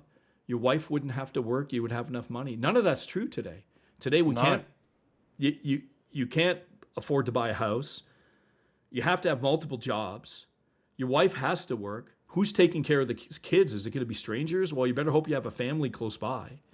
And all of these things are cognitively crushing us as a society, and something I think is going to pop eventually. And people just tend not to understand. And even worse, it's that they don't have the time to understand. It's like some of the things that I'm talking about now, I was lucky enough to be exposed to people like Ursula Franklin, the space in between Apocalypse and Silicon Knights where, I got the kick crap that I just got the shit kicked out of me, frankly. But it gave me time.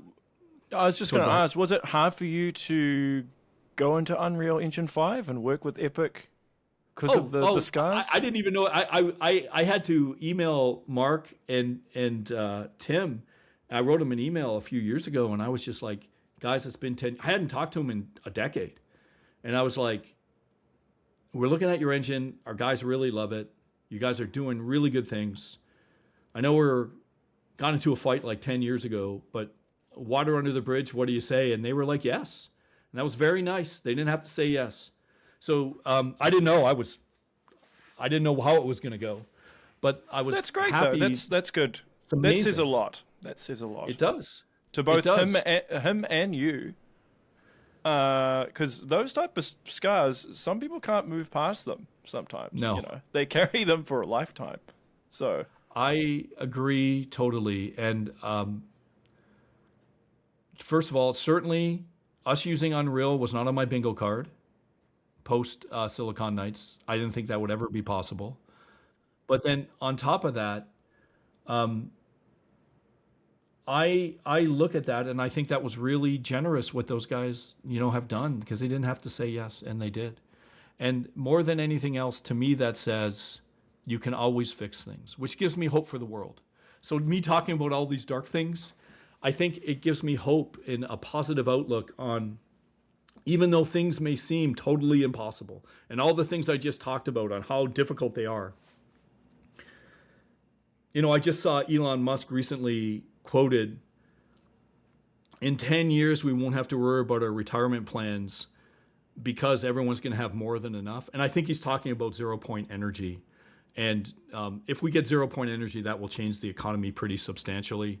And if we get quantum entanglement, it'll do even more, allow us to communicate even better than what we do now. It will change computing, change everything. And basically what that'll mean, if I understand it correctly, no one will have to work.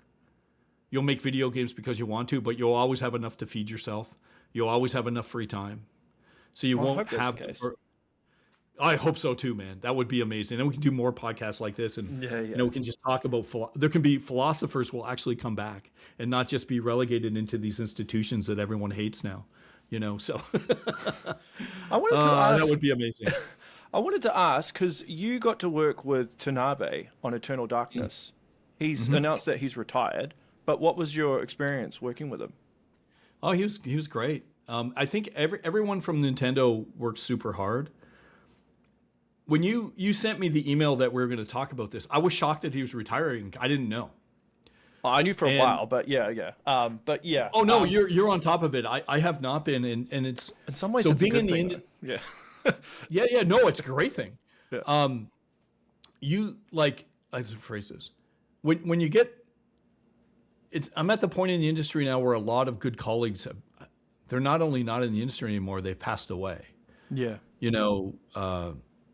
Iwata, shocking when he passed away. I was like devastated. He was the first person from Nintendo that visited us from Nintendo Japan before he was the president. Yeah. He was the one that recommended that Nintendo invest in the company. And I remember when he came down, no one even knew who he was.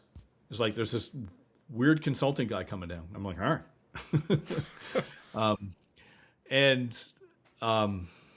Did you build up a bit of a friendship with him, like a good friendship? And I suppose, was there something specific that stood out to you about him? Mr. Iwata? Yeah, he was a really good friend of mine. Yeah. No. We spent a lot of time together. He was on the board of directors for Silicon Knights, and I remember when he became president, it was at E3, I saw him, and then that's when we went on stage. I went on stage with, Mr. Miyamoto, Mr. Kojima, and I saw Mr. Iwata. He looked at me and goes, pretty weird I'm president, huh? And I'm like, holy shit, dude, yeah, what's going on? He's like, I got made president, I don't know. And then I wasn't allowed to talk to him as much, right? Well, he was a great guy. He was a great guy. That was the people around him. He always talked to me. He was just an amazing person. Well, he even said in his heart, he's a gamer, right? Yeah, and, he was. He was fantastic. And so he was I would consider him a very good friend. And I didn't know he was sick. I know when he missed an E3 once, I was starting to wonder. I was like, that's not like him. I hope everything's okay. And then the next year, he was gone. So that was terrible. I mean, But I think I was just going to say good. one thing that really stood out to me about him is like when the Wii U wasn't doing really well, right? And he cut his salary in half. Oh yeah. Yeah, like you would never ever see a CEO in America of any company do that, ever, unheard of. Yeah. So that's another thing that's really good about Japanese companies, in my opinion. The delta between the worker and the executives is not a huge multiple. Where it's not like that in the West, and there's just too many exploitive things in the West that. I remember pitching some big companies and, getting turned down. And it's been, so Apocalypse got turned down for a lot. And maybe we need investors that want to change the world, not want to make money. I don't know. But maybe that should be my pitch moving forward. If you're looking to make money, maybe we're not the right person to invest with. If you're looking to change the world, maybe we are. But a lot of these pitches was one person, I won't say who, but he's basically said, Dennis, you might not understand this, but you're a Japanese developer. You think exactly like someone from Japan. And he's like, I'm not sure you know that. And I didn't even think about it that way. I would always look at, he's right. Well, who cares what the graphics look like in a prototype? When I would talk to Mr. Miyamoto, he wouldn't read a document. He said, give me the controller and I'll tell you if this is approved. And I expected everyone to think that way, but in the West, they don't work that way. No, not at all. Yeah, and, in the West, people make career decisions against the company. And in Japan, that doesn't happen very often because people know they're there for life. They're not going to be there to jump the ladder to get to the C-level position, then jump to another Fortune 500 company, triple their salary and get shares and come out a billionaire, and then jump to the next company. That's what it's like in the West. In Japan, that doesn't happen, and maybe we need some more of that over here. And anyway, when he told me I was like a Japanese developer, it's one of the biggest compliments I've ever had in the industry. It's kind of, you get turned down, but it's like, ooh, that was good. Well, I mean, as you said, I think Nintendo are going to outlive all of these companies. Yeah. I would say Capcom probably as well. I mean, the Japanese just seem to, their culture and game development just seems to work really well. Like it's almost like a feedback loop of positivity because you've just got basically a community of people that have job security, that are passionate, that are there for their entire career. I mean, I know with the recent Donkey Kong Bonanza game, it was a younger development team, and they could just go directly to Miyamoto and ask him questions. Yeah. Because he's the OG, and at a lot of Western companies that wouldn't be possible. You wouldn't be able to go to the especially for like a big franchise game, you wouldn't be able to go back to like one of the guys that worked on the original game because he's probably not even there. Yeah, no, that's 100% true. And, I've had so many people come up to me and say their one dream is to work with Mr. Miyamoto and their dream is to work with Mr. Kojima, which I've had the opportunity to do both. And they'd be like, what is it like to work with such crazy talent like that? And it would really remind me that people don't understand what it takes to get to that level. And if you were to ask me, what's the most impressive thing of those guys? Of course they're talented. There's just no question. What was the most impressive thing about either of those guys was how hard they worked. They never stopped, ever. And so when I was at Nintendo talking about Eternal Darkness with Mr. Miyamoto as an example, we talked a lot. But he talked to everyone a lot, all the time, all the time. I'd come in, like the whole thing was like, they have this sort of thing, you don't want to leave before your boss would leave. I know about that. I've never saw Mr. Miyamoto leave, ever. Like he was always there. Really? Morning, he was there all the time. He worked super hard. And it was at the point where I would see him listening to someone talking about an issue, and I could just see it in his head where he would think about it and spend time with it. And he really thought about it. He didn't bullshit his way through it. He spent time on it. And you've got someone like me. I'm out of the box. Okay. I talk about crazy things. I talk about quantum mechanics, and I want to do things different. I want to change the industry. And he actually listened to me. And then he would try to contain all those things that I was saying into ways that we can execute them. And he tried so hard. And Mr. Kojima's the same way. People will be like, what was it like to work with him? Well, yeah, he's amazing. He's a genius, but he worked really fucking hard. These guys work all the time. They're not, and there's people in the West that are kind of like, I want to be rich, and I want to have a like a house in Hawaii. I want to have a house over here, and I want to. Mr. Miyamoto, Mr. Kojima don't have those things because they have no use for them, because they're working so hard. And that's what it takes. And that's why I respect them more than anything else. And they're amazing that way. And you could talk to them as a human being, and all they care about is that, are you trying? Are you trying? Because if you're trying, they will talk to you. If you bullshit them or come up with an excuse, or they see that right away. Like, they've been through a million people like that. But you told a story recently about how Miyamoto, because you had realistic graphics originally for Eternal Darkness, and Miyamoto was like, this is not the direction we want to go down. And then that stuck with you, or that changed the way you approach Deadhaus Sonata, right? Because... Yes.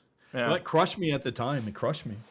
I thought, I was so proud of what we had done with Eternal Darkness. So how far were you into the game, developing it at that point, before that conversation came up? That's my first time to Nintendo of Japan. So we were 2 years into Eternal Darkness. I think we had moved probably another, maybe 3 years, because we were on the GameCube, I think. Because this was... Oh, yeah, that's right. Because you changed production twice. Yeah. Correct. Yeah, so N64, then 911. We 911, yeah. That was a whole other nightmare. And business class to Japan for $99, and I was like one of 3 people on the plane. That was pretty crazy. But when you have to work, you have to work. No one wanted to fly. Well, you can't be complacent with anyone from Japan, especially if you're going to meet Miyamoto. You're working. You're getting your buddies. They're getting their buddies worth out of you. Oh yeah, it's not even. And to be clear, I would have given everything. I did give everything. Anyone would. Anyone would. Yeah. Right? Yeah, I think so. I don't know. I can only speak for myself, but I never learned so much. And that hit me so hard. Like, it took the breath out of me because I thought I was doing so well. And we were like this Western developer. I think I was the first Western developer to go above the first floor of Nintendo, which is only Japanese people are there. Mm-hmm. And I had gained enough respect to go above the first floor and meet with, I even met I met Mr. Yamauchi while I was there. And he had already... You sent me the picture last time. Yeah. Yeah, it was... I would show people that from Nintendo. They couldn't believe it. They were like... They would look at me like I was some kind of alien. And... of course, when all that happens, you have no appreciation for it till much later. To me, it was just a random event, but it wasn't random. And, so when we were looking at it, we're getting shit for it now, which is fine, whatever. A lot of people, especially on Unreal, are doing hyper realistic graphics. And if you look at our past concepts, and we were doing some hyper realistic stuff. It takes like 9-10 months to a year to create a character, but you can do some really good stuff. And I kept worrying about our team was so small, and we were punching way above our weight already. And then we have all these concepts of ages and quantum mechanics and all this kind of stuff. And the team, I was just worried that we're going to spend all these time on graphics and not really. I think if we're going to compete in a marketplace and we're going to do something that stands out, we probably should focus on these game mechanic ideas and maybe the stop killing game idea and the tarot card skill system, playing the undead, rather than super hyper realistic graphics. And I kept falling back to that conversation where it's kind of like when you're younger and your father gives you shit about something, but you remember that conversation. And when you're later on, when you're a kid, you're mad or you're disappointed or you're upset. But as you get older, you're like, wow, that was like one of the smartest things anyone's ever said to me. And that's when, you know, like for me, I was so proud of Eternal Darkness back then. I was hurt. I was like, oh, you crushed my game. And I think any creative person would feel like that, though, because you become attached to the product that you're making. For sure. Yeah. For sure. But that made me pull back and say, we're going to go stylized with Deadhaus Sonata. And, you know, we've heard a lot of people not liking that, but, you know, especially now that we're on Unreal 5, you know, and I will say, but I think it's, I'll just quickly say that the problem is you've got an interactive medium, and the first thing that they're exposed to is a trailer, right? They don't actually get to play it, right? So that's their first kind of sense of what it is. Totally agree. So there's a couple things where we got hammered. Well, I did a lot of the animations in the game. So, and just because we don't have enough people on the team I'll do whatever we have to do. Everyone does that on the team right now. We're so small. But I remember one of my best friends, Mike Legg, used to work for Westwood, now runs a company called Petroglyph in Vegas. I'm going to see him next week. I met him. I was watching the Command and Conquer trailer, was just released at E3 at the time, and they won Game of the Show. And I was like, dude, that is one awesome trailer. And he said, yeah, it's a trailer. There's no gameplay. The game's nowhere, like the game is almost non-existent, and we won Game of the Year. And nothing has changed. People see these trailers. We didn't release a CGI trailer or a pre-rendered trailer that's not representative gameplay. We actually showed gameplay, but the whole idea of our medium is it's actually interactive, and you have to pick it up to play to see if you like it. It still does. After all this time, it's still the same. People, you know, people don't get it. And, you know, you can cut a trailer. You can be super deceptive in the trailer edits and stuff. And we weren't. We just showed the game. And we've since then found ways to improve the frame rate just with capturing. We're using an outdated capture method because we're we're flying by the seat of our pants. So we're doing better for capturing now. So we capture at a faster frame rate. Graphics are improving constantly. But yeah, you know, people looked at it and they were just like, you know, why doesn't this look like the latest, I don't know, the latest AAA game? Why doesn't this look like The Witcher 4? You know, and it's like, it's not gonna. There are like 300 people, you know. So anyway. I have some questions here from the community. I got heaps. So I'm not going to ask them because we'll be here forever. But I'll go through a few of them. Maybe you can answer them. Maybe some of them you cannot. Maybe some of them you'll be like, oh, pass. we'll see how we go here. I'll answer all I can. How's that? Just fire away. Okay. So this is from 46 Arky. Who came up with the TV channel change effect? TV channel change your bit for the trailer? No, for Eternal Darkness. I think they're talking for about Eternal Darkness. So myself and Gina, she was a programmer at Silicon Knights. We came up with most of them between her and I. But we had a meeting. We probably had about 4 or 5 people in the meeting. We all kind of jammed on it. But I would say between her and I, we came up with most of them. They were really fun. The deleting save game one was my personal favorite. I created that one. And that's because I was trying to be as mean as possible. I was just like, if people are accusing us of screwing with people, I really want to do it. But a little bit of background on that, which was pretty cool. We had a cognitive psychologist working at the company at the time. He was a tenured professor at the local university, but we we actually did tests to see if this stuff was working. So we went through like 40 or 50 subjects to see if it was fooling people and if it was working. And there's this whole psychological study called Flow by Dr. Csikszentmihalyi, and we really, Jen Chinova made his game Flow, and he's got his PhD in this area, so he's really into this. But the idea was, first of all, we'd ask people what time it was, and if it lost track of time, we knew we had them because they were really engaged in the game, and that's what it was about. But we tested all this stuff out. People got really pissed off, and we were just like, this is awesome sauce. This is going to be amazing. And so we actually spent a ton of time on those. It wasn't just let's think of these and put them in and let's see how it is. No, we had a psychologist doing studies on it. It was pretty fun. It was pretty good.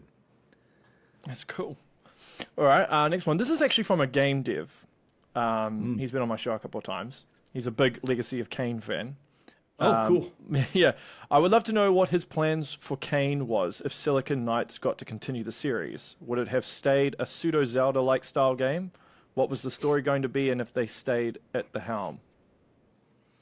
The answer to that is Deadhaus. Good answer. I like it. Yeah, so certainly the way it went and the way that they basically just made Shifter into a game that they later called Soul Reaver had nothing to do with the series. And I never told anyone from Crystal Dynamics where I was going to take it and what the pillars were for or any of that.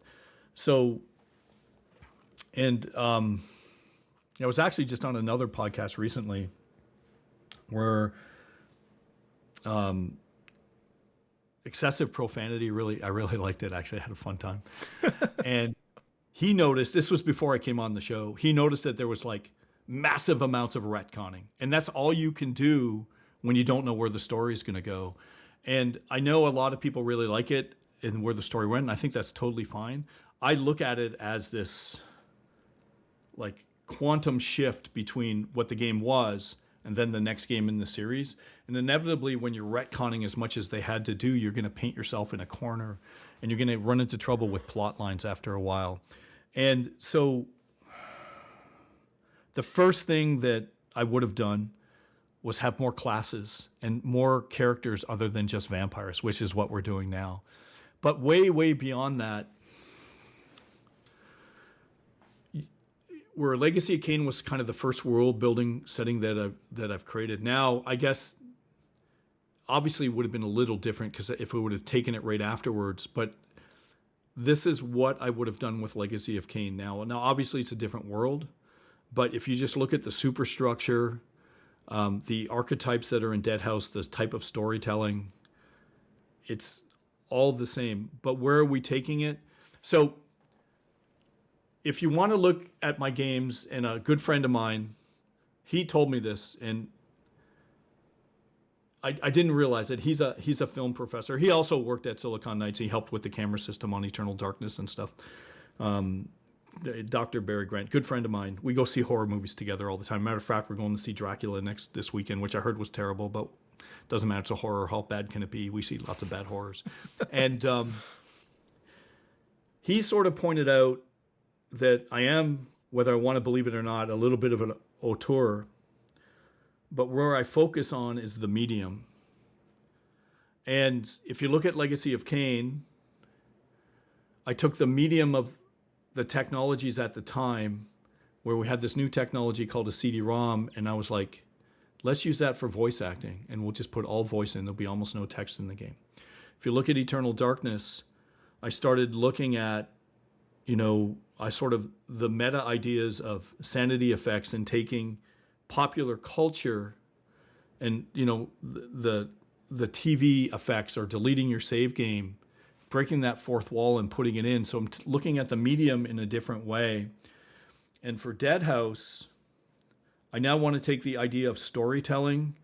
And have you heard of SCP, Secure, Contain, and Protect? It's kind of this sci-fi. Yeah, it's kind of like X-Files meets Lovecraft. It's like this. You can watch videos on it on YouTube. Okay. There's all these kind of stuff. It's pretty cool.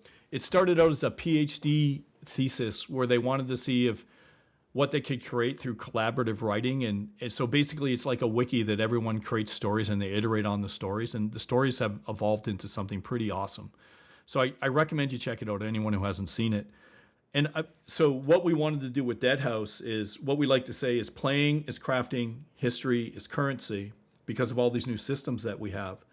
And we want to encourage people to write content. So for games like Legacy of Kain or Eternal Darkness, people are always, it's like asking me, what do you think of this story? Where would you have taken it? And what if we were to create a game where the actual audience becomes the author? So we're going to tell our story traditionally. There's going to be a really cool story arc. If you're looking for deep story, we'll provide that. But we also want to have gamers contribute as well. So we have 1 million people contributing to the content. SCP is a good example of that. Secure, contain, and protect.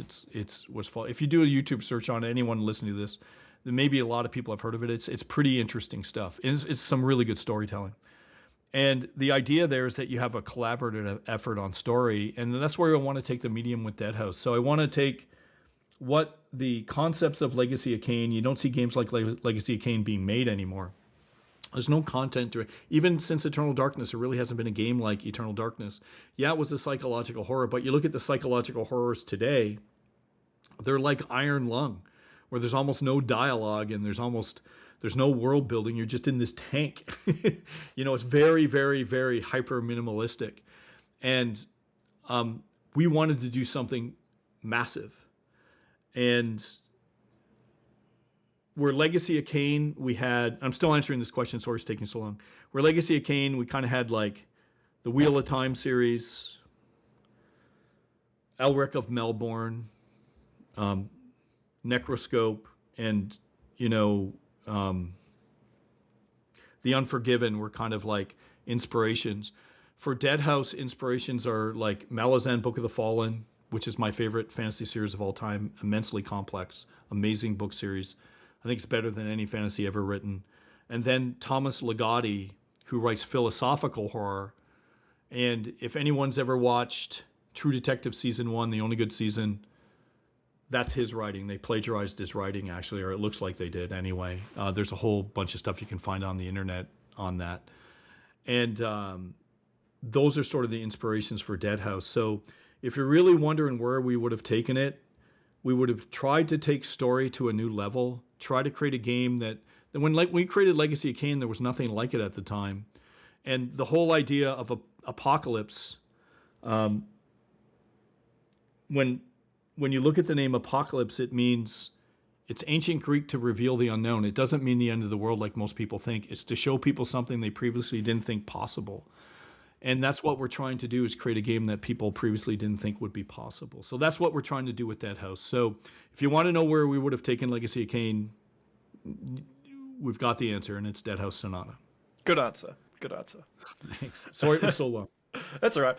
This one's from Dyson Whitwer 6430. Was Nintendo looking for Eternal Darkness to be a killer app in the horror franchise in the same vein as Resident Evil or Silent Hill? No. No? Okay. Did you think that you're going to have the marketing push because it was a Nintendo-published title? That it would be seen in the same vein and same budget range as Silent Hill or Resident Evil? I think, if anything, it was a handicap for us from the standpoint of we were one of the first mature games from Nintendo, and the marketing groups didn't really know how to handle that. They were really family-orientated, and they were... we did, like for Eternal Darkness, they did this sort of independent film campaign where people made their own little horror films, and I think it was in collaboration with BMW and stuff. And like, it was really cool, but I don't think it got the word out there for it. And I think, if anything, we were so different. We're such a different Nintendo title that people didn't really know how to handle it. From the development side, we had incredible amounts of support. I think from the marketing side, people struggled, and Nintendo and the GameCube was looked at a kid's console. It was. Yeah. So we suffered from those, and a lot of people said if you would have been on the PS2, you would have done a lot better, maybe. But I don't take anything back. I just think that the whole idea of working the way we worked and being able to create that game is, I wouldn't take anything back. I just love it, and it didn't do millions and millions of copies, but it did well. People consider it still to this day. It's a cult classic. One of the, yeah, one of the best horror games ever created. So what more can you ask? Do you think they'll put it on NSO? Don't know. Hope Maybe. so. Or Yeah. or they're going to remake it. Maybe. I don't know. I think some of the sanity effects wouldn't have the same effect now as they did back then. So you probably would have to update it, I would think. But Yep. I would hope if they did, Miyamoto would call you up and be like, Dennis, I would work with Miyamoto. We need your help, buddy. Anytime. Those guys are so good to work with. They're some of the best people we ever worked with. And I think when you tap into a cultural zeitgeist like we did with Eternal Darkness, the culture changes. That's a really good example of, we would have to do different things, but you can even do more effective things now with social media and the way things are working now. There's all kinds of crazy things you can do that would be super awesome. We often joke about sanity effects and stuff like that, what we would do today. And so there's a lot of potential for sure. And then that begs the question, would you want to remake it, or why not just do a sequel? And or another game, hate to say sequels, another game in the Eternal Darkness universe, I think it had so much untapped potential. That's the thing. And they're sitting on it. Maybe they're just waiting for the right time or the right developer. Or... there's details there I can't talk about. Oh, okay. All right. Yeah, but fair enough. The at the end of the day, this is the way we create games. Sorry, that was I keep hitting wires and pop cans are falling and stuff. And it was the same with Legacy of Kain, I think. And I think with most games, we world build on. You create a very complex world, and it's inspired by what Tolkien used to do, where he wrote the Silmarillion, and then he wrote Lord of the Rings after, that stuff was all put together, or he could base it upon that. And you create this incredibly complex world where you can tell multiple stories in it. And I think that comes through in the game if you look at Legacy of Kain. And even though we didn't tell, Crystal where to go, there was still a ton of stuff that we really never dove into the first game that they just elaborated on and retconned. But they could get there's a lot to mine there. And the same with Eternal Darkness and the world of Eternal Darkness. That's the best way, in my opinion. But it takes a lot of time. It takes a lot of dedication to story. And I was talking, to some people about this recently, and they're like, why aren't there games like Eternal Darkness and Legacy of Kain anymore? And there's very few narrative games like that. And I think it's because you have to have someone who runs the company who believes in narrative in a video game company that will actually make sure it happens, because otherwise it won't happen. Because at the end of the day, making games is so hard. We've got all these other issues that we talked about earlier that make it hard. And then you've got all the technologies making games hard, and story always comes in last. You're like, we got to get all this stuff up running. And someone will be like, what about the story? And they'll be like, oh, yeah. And so at that point, there's almost no chance that you'll get a game like Legacy of Kain, because you can't retrofit a story into something that's already created. If you're going to create a really good... If you're going to create a game like, I don't know, the kind of games that I love anyway, a really good narrative game, in my opinion, the narrative is infused into the gameplay, and the gameplay resonates with the narrative. You can tell that they're one, and you can't do that unless the writers are empowered to actually have control. And I don't mean control over everything, but to actually just have input. Because most games, writing is a second thought. And I used to have huge fights with, people from id and stuff, and they're like, story doesn't matter. And I'm like, story does matter. And it was fun, and it's good to hear different opinions. But I think that's why. So I think it depends on what the intent of the game is, right? Like I think some games are designed to be very, very narrative driven, and then some are more gameplay oriented. Like with a For sure. Nintendo game, for example, you can tell that they very much prioritize gameplay, like mechanics. Like that would be top of the Yep. list, and Yep. stories way further down. It might be the Yep. reverse with, say, someone like Naughty Dog, where that would be up there, or Rockstar maybe, where they Yep. prioritize story. Yeah. Yep. For It sure. just depends on, I suppose, what the game's actually trying to do and whether it succeeds on executing on it. So the question, yeah, see, even if you look at a Naughty Dog game, though, they're different. They're not quite the same as Legacy of Kain in the sense that No, I would consider it like Hollywood yes, in a game. Yeah, yeah, the that's what I'd story consider does Naughty Dog. not inform or does not build upon the gameplay. It's made to be like a Hollywood movie. It's got the 3-act narrative, all that kind of stuff. Where if you look at something like Legacy of Kain or Eternal Darkness, the story flows into the gameplay, and the gameplay flows into the story. And you look at the secret ending from Eternal Darkness. What we do there is it's a little bit of quantum mechanics, but we say, okay, the first time you play, that storyline's removed, and then you have to play different storylines with different elder gods, and then they slowly get taken away till you get the ultimate ending, and then you realize, well, wait a minute, the whole story really is this great ancient manipulating all the other ancients into getting what he wants. But that's actually the stories explaining multiple playthroughs in the game. And if you look at that at a sort of a macro level, and that's just parallel universes in quantum mechanics, right? And you don't get a chance to do that unless story's really important. You know what I mean? And I think you need someone who's really maybe it's only the way it can happen is if they run the company, because they'll actually spend time on that story and say, well, we're going to make sure that we're going to have a team of writers on this, and we're really going to pour something into it. Whereas, and I'm not taking anything from those games. I think they're really good games, but they were more like, let's tell a story like Hollywood. Let's be a Hollywood movie. And that's not what we were trying to do in Eternal Darkness or Legacy of Kain. We were trying to do something. We were saying that this medium is it. This is a way better place than the movie industry, and I think that's a different thing. And I think what we were trying to say more than anything else, and I think that's what we're trying to say in Deadhaus Sonata. We're saying this is the medium.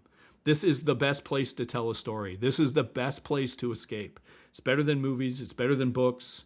Though I love them all. I love books and movies. I read a ton and I watch a ton of movies and films, but video games is the best place to do it. And I think that's the difference. And I think we need more games like that than what we're doing. I wish we had more, but that's what I love. Anyway, I don't want to come across as saying we're the best at anything, but that's just what we Well, you believe got to that believe this in what you're medium is the doing. best. So Yeah. I understand. Yeah. Yeah. All right, this will be the final question, and then I'll wrap Sure. up. This is from Lyrico_MX.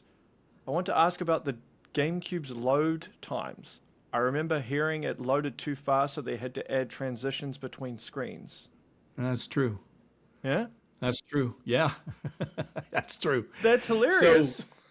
Yeah, so we had this code in from that would basically we were working on Two Human that had bigger levels, and then we took that engine and started using it for Eternal Darkness, and the levels were more contained because it was a horror game. And we used to basically what we used to do is just load it in as soon as it was loaded in, bring it up. And the transition occurred so quickly, it was jarring. It was just like, zip, it's there. Like you wouldn't even finish, like the animation for grabbing the handle wouldn't even just be literally the next frame you'd be in the level. And it was so shocking that we had to put a delay and a fade in. And we actually slowed it down, I think. And I think it was like a half a second, or maybe even added a second to it just to make it, just to sort of set so it was less jarring for the player. It was actually bugged as this is too fast. That's hilarious, because I would think that would be rare.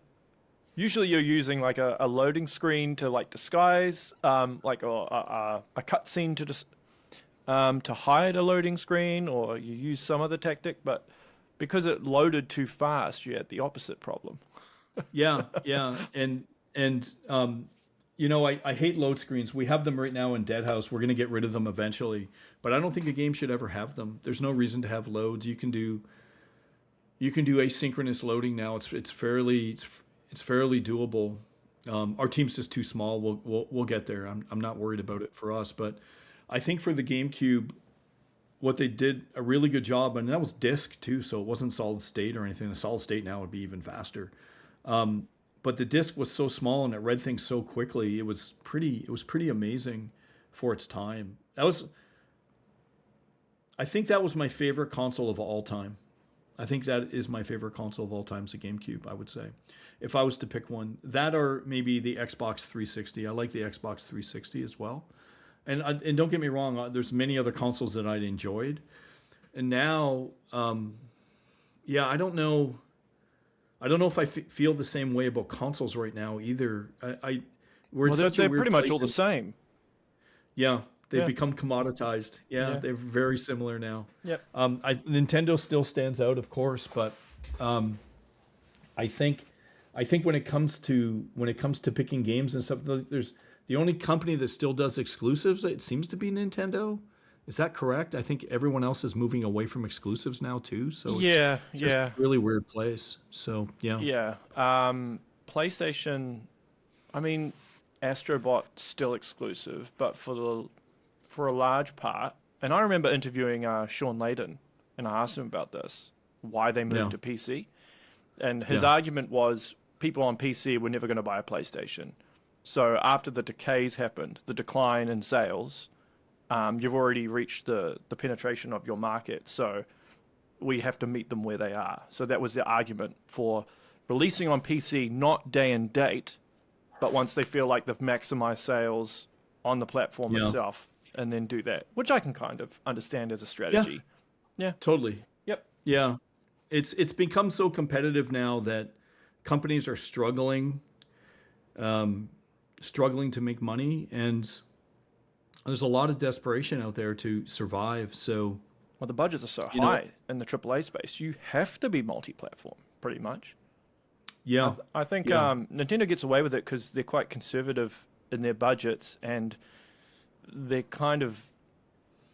want everything in their ecosystem because they're very controlling of their IP, and they don't want anybody to mess with it. So I can understand that as well. Yeah.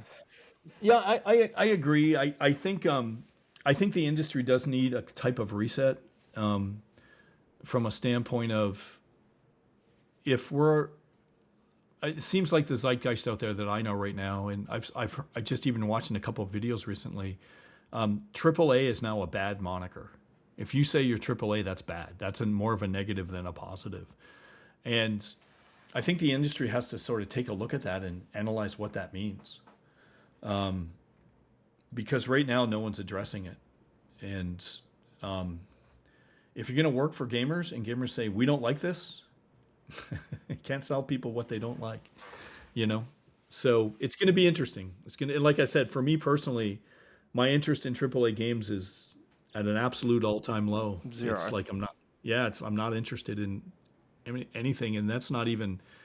Then you get into other things in the industry. It's like even less, like just more negatives and more negatives. And I want to see new stuff. I want to see, and maybe I'm biased, right? Because we're trying to do new stuff. I'm excited about what we're creating, and I want to see other things that people are creating that I haven't thought of. But I'm certainly tired of the marketing of, this is totally new, you've never seen this before, this changes the genre, and it's literally the same thing. And you're just like, I've seen this 100 times before, this isn't new. It's all marketing. And yeah, exactly, which sucks. So hopefully the industry wakes up. Time will tell.